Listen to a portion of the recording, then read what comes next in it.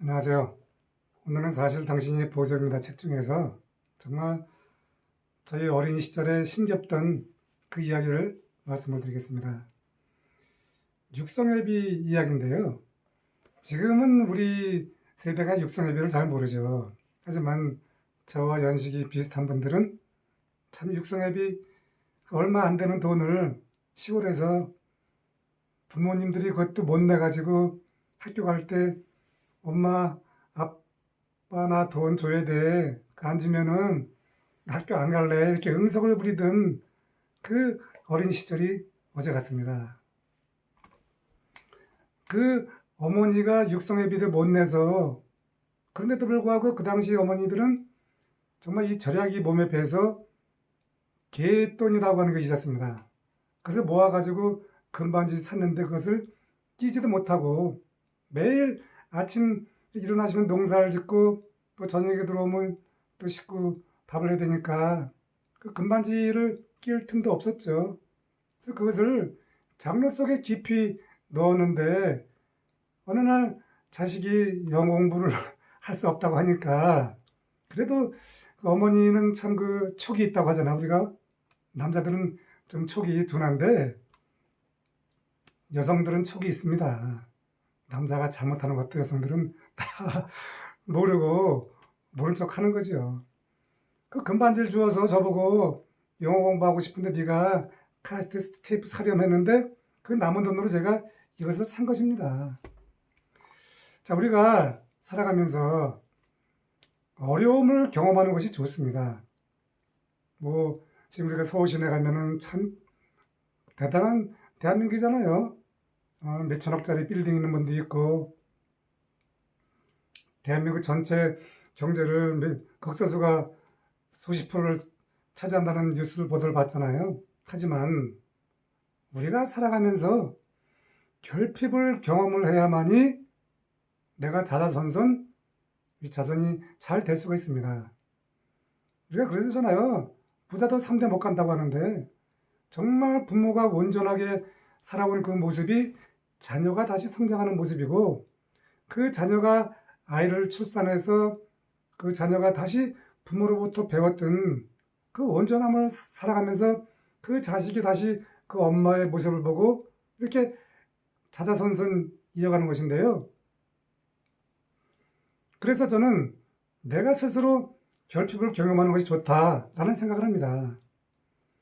시골에서 그 학교 갈 때 육성회비 얼마 되지 않는 것을 못 받은 그 기억이 항상 저에게는 뇌리에 꽂혀 있었죠.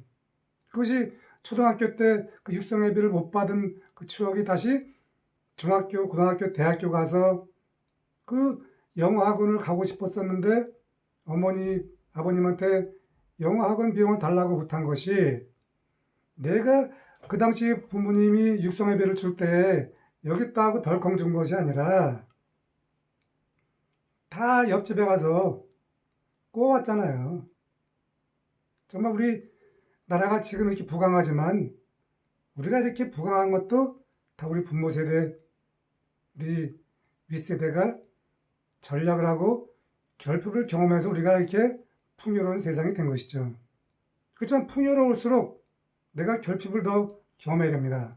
그래야만 내가 경제가 어렵고 세계 경제가 어려워도 나는 덜 어려움을 겪을 수 있는 것이죠. 저는 이 전세 대란이라고 하는 것이 있잖아요. 지금도 전세 대란이 많이 있죠. 그렇지만 저는 어린 시절에 육성회비를 통해서 이렇게 어머니가 몇십 원도 없어서 옆에서 꼬우는 모습을 보고 결혼할 당시에 저희 장모님한테 장모님 저는 비키니 옷장과 TV 외에는 다 필요 없으니까 나머지 현금으로 통장에 넣어주시오. 이렇게 얘기했더니 지금 생각하면은 그 당시에는 장모님이 마음속으로 그랬다더라고요. 우리 사위가 이 돈벌러진가 했다고 하시면서 한편으로는 우리 사위가 무엇을 하려고 하는 그런 목적이 있구나 했더니 결국은 제가 허름한 집을 샀지 않습니까? 그 저는 비록 허름한 집이었지만 거기서 아이를 출산하고 저희 아이가 초등학교 다닐 때까지 무려 10년을 이사를 안 가고 저는 거기서 살았습니다.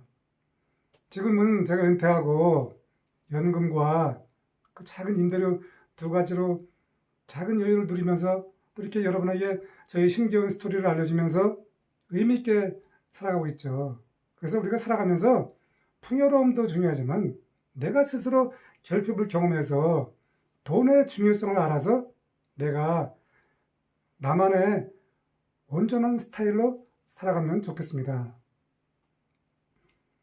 성경에 수천 년 전에 이야기했지 않습니까? 요셉이 7년 가뭄 대비해서 7년 동안 풍요로울 때 그 가뭄을 대비해서 저축을 했다고 하는데 우리도 풍요로울수록 내가 결핍을 경험해서 내가 온전한 그런 인생을 살아가면 좋겠습니다. 여러분에게 이 풍요로운 시대에 결핍 이야기를 말씀드렸는데 잘 다시 한번 생각을 해서 은퇴 이후에 저도 이 결핍을 다시 경험하고 있습니다. 수입이 확 줄다 보니까 내가 다시 비용을 줄여야 되거든요.